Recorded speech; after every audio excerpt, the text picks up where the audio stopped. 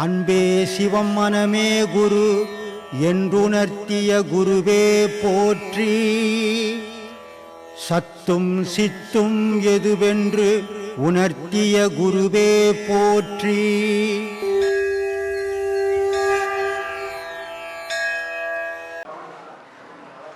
ஒரு மனிதனுடைய வாழ்வில் 3 காலங்கள் உண்டு. அந்த 3 காலங்களில் கடந்த காலம், நிகழ்காலம், வருங்காலம், இப்படி 3 காலங்கள் இருக்குது. அதே நேரத்தில் ஒரு மனிதனுடைய நிலையில் 3 நிலைகள் இருக்குது. இளமை பருவம், இடைப்பருவம், முதுமை பருவம். இந்த 3 பருவங்கள் இருக்குது. இப்போது கடந்த காலம் போயிடுச்சு, நிகழ்காலம் நடந்துக்கின்னு இருக்குது. நிகழ்காலத்தில் இருக்கிறவங்க என்ன மாதிரி வயசானவங்க ஏராளமாக இருக்கிறீங்க. ஆனால் வருங்காலம் இளைஞர்களுடைய கையில் தான் இந்த உலகம் நிற்கிது. அப்போ இந்த இளைஞருங்க எப்படி வாழணும் அப்படின்றதுக்காக தான் ஒரு சின்ன விஷயத்த சொல்லலாம்னு நினைக்கிறேன். ஒவ்வொரு மனிதனும் ஒவ்வொருத்தனுடைய வாழ்க்கையிலையும் அவமானப்படாமல் மனிதனே கிடையாது.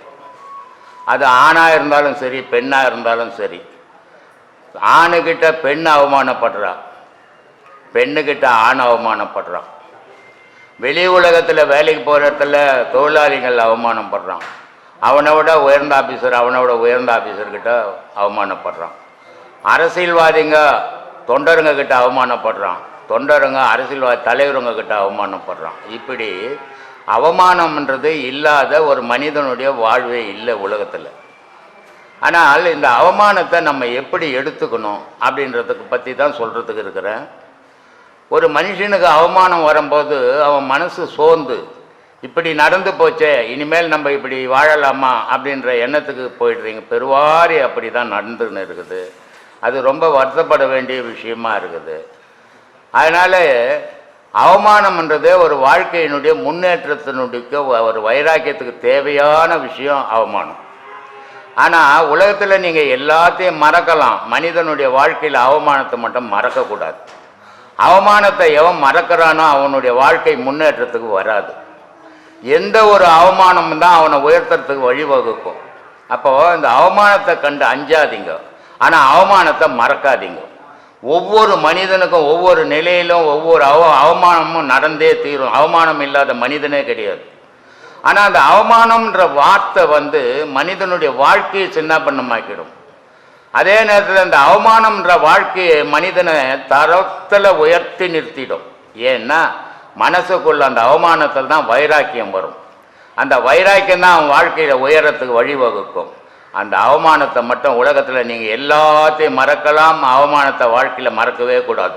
ஒவ்வொரு மனிதனும் அவமானத்தை வாழ்க்கையில் எவன் மறக்காம இருக்கிறானோ அவன் வாழ்க்கையை முன்னேறியே தீரும்.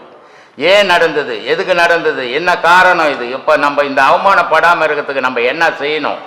ஒவ்வொருத்தனுடைய வாழ்க்கைக்கும் அது முன்னேற்றத்துக்கு வழிவகுக்கும். அந்த அவமானம்ன்றது சாதாரணமான விஷயம் கிடையாது. அது மனுஷனை சின்ன பண்ணமாக்கிடும். அதே அவமானம் மனுஷனை உச்சத்தில் தூக்கின்னு போய் நிறுத்தும். அதனால் அவமானத்தை கண்டு கலங்காதீங்க.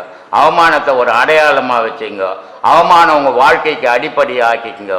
அந்த அவமானமே உங்கள் வாழ்க்கையில் உயர்த்தி நிறுத்தும். அந்த அவமானமே எந்த நேரத்திலும் நீங்கள் மறக்கக்கூடாது. எதை மறந்தாலும் அவமானம் உங்கள் நெஞ்சில் ஊறிக்கினே இருக்கணும். திரும்பி திரும்பி அதை சிந்திச்சுக்கினே இருக்கணும். அதை சிந்திச்சுக்கினே இருந்தீங்கன்னா அந்த அவமானம் உங்கள் வாழ்க்கையை உயர்த்தி காட்டும். அந்த அவமானத்தை மட்டும் மறக்காதீங்க. இது எங்கள் முதியோர் கடந்த காலம் ஒன்று போயிடுச்சு. இப்போ நிகழ்காலத்தில் நாங்கள்லாம் முதியோர் இருக்கிறோம். வருங்காலத்தில் இளைஞர்கள் இருக்கிறீங்க. இந்த இளைஞர்களில் மந்திரிகள் இருக்கலாம், பெரிய இன்ஜினியர்கள் இருக்கலாம், பெரிய டாக்டர்ஸ்கள் இருக்கலாம். இவ்வளோ பேரும் அந்த இளைஞர்கள் தான் உருவாக்க போகிறீங்க. இந்த நாட்டினுடைய சமுதாயமே இளைஞர்கள் கையில் தான்.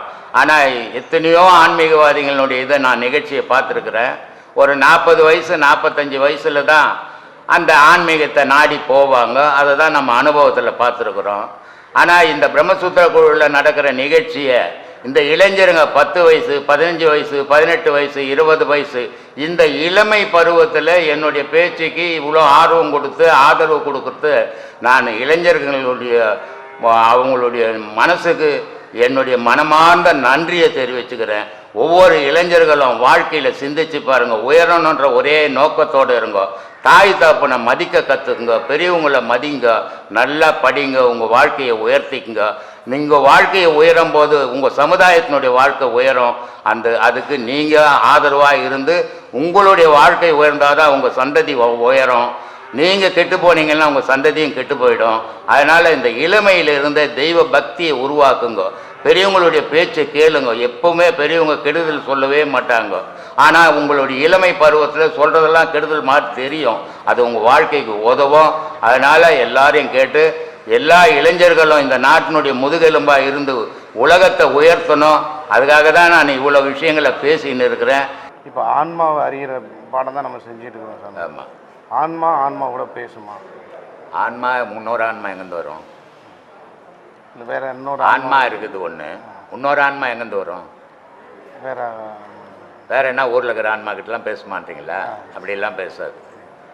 மனம் மட்டும்தான் ஊரில் இருக்கிறவனெல்லாம் தேடி தேடி போய் பேசும்.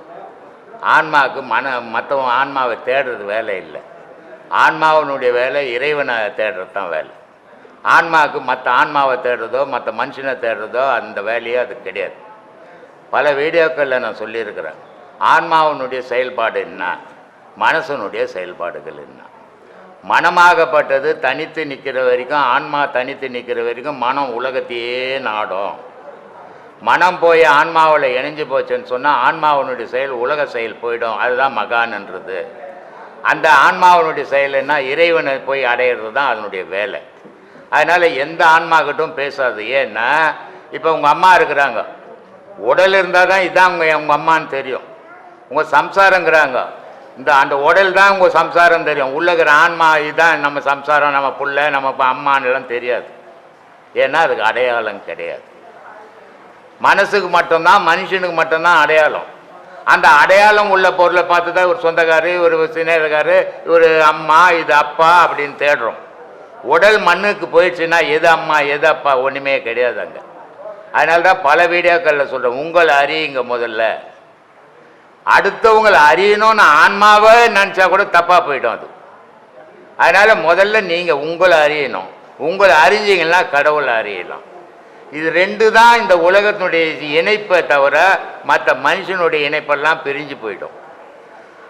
ஒரு மனுஷனுடைய வாழ்க்கையில் 1000 பேர்கிட்ட சிநேகம் பண்ணுறான், கடைசி வரைக்கும் அந்த 1000 பேர்கிட்ட பண்ண முடியுதா?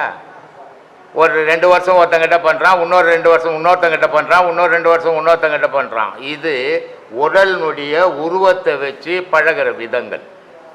ஆனால் ஆன்மாவுக்கு உருவம் கிடையாது, ஆனால் ஒலி அது, ஓசை அது. அந்த ஒலியும் ஓசையுமா இருக்குது, அது சின்னது, இறைவன் பெருசு. அந்த பெரிய பொருளில் போய் இணையத்துக்கு தான் அந்த ஆன்மா முயற்சி பண்ணுமே தவிர அடுத்த ஆன்மா கிட்ட பேசணுன்றதுலாம் அதுக்கு கிடையாது. மனசுக்கு தான் அடுத்தவங்க கிட்ட பேசணுன்ற ஆசை. ஆன்மாவுக்கு ஆசை கிடையாது. ஆசை இல்லாதால அது யாருக்கிட்டும் பேசாது. கடவுள் மேல போய் இணையணும். ஏன்னா அதிலிருந்து வந்த பொருள் அதிலேயே போய் இணையும். இப்போ வானத்தில் ஒரு ஃப்ளைட்டு பறக்குது, அங்கே விபத்து நடக்குது, எரியுது. ஆனால் அது எங்கே போய் விழுது? பூமியிலேயே வந்து விழுது. மேலே எரிஞ்சது மேலே போல. எந்தெந்த பொருள் எங்கெங்கே செய்தானோ அந்தந்த பொருள் அங்கங்கே போய் சேர விரும்புது.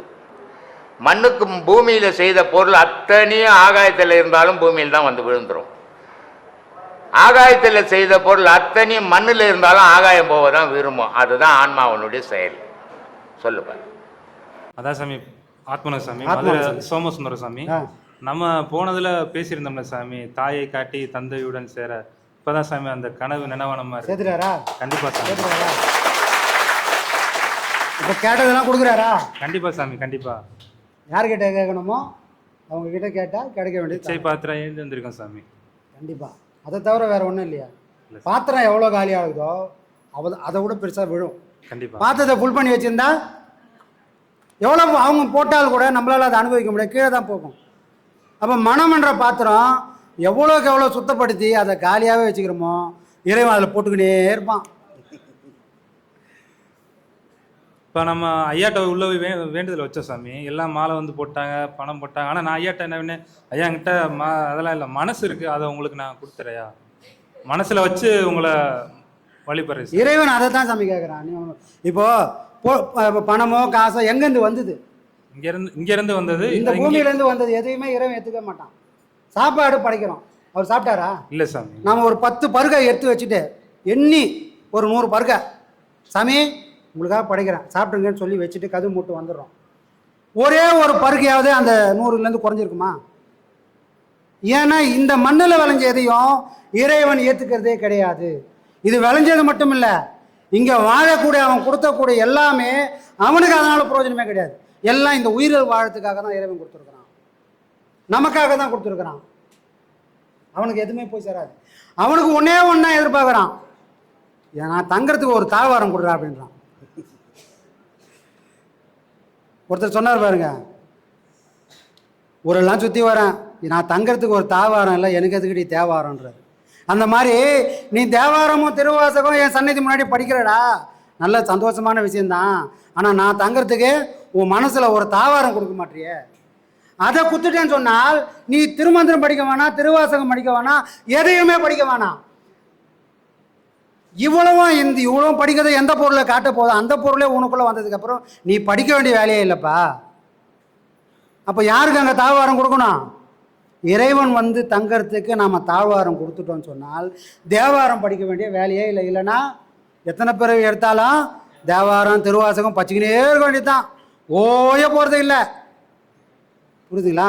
சிவன் தங்க நமக்கு மனசுக்குள்ள ஒரு தாவாரம் தான் அவன் கேட்குறான். கண்டிப்பா நம்ம கொடுக்குற எதுவுமே அவன் கிட்ட போய் சேர போகிறதே கிடையாது. உள்ளத்தை கேட்கிறாரு, அதை சீர் பண்ண மாட்டார்.